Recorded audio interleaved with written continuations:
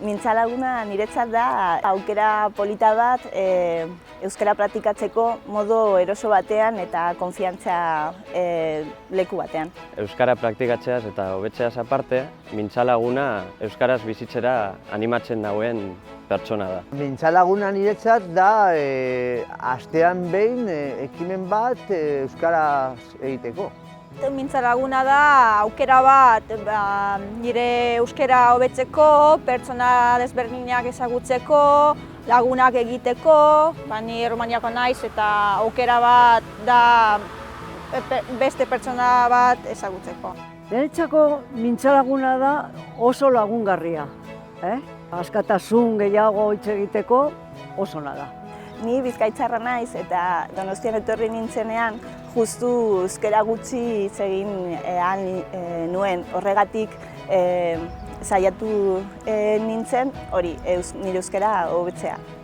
Bizitza osoa eman dut hemen eta bazen garaia euskararekin hasteko. Lotsa ematen zidan euskaraz egitea edo gaizki egitea azkenean. Donostian bizitzeko gustatuko litzaidake betiko eta horrela euskara ikasi nahi dut.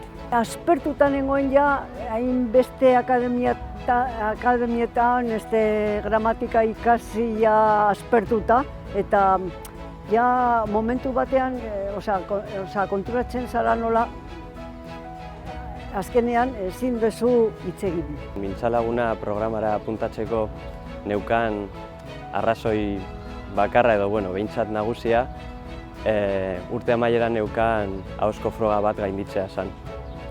Egia da, erronka lortu nuela, eta momentu horretan hasi nintzen pentsatzen, horretaz aparte, Mintzalaguna beste zeo zer bazan.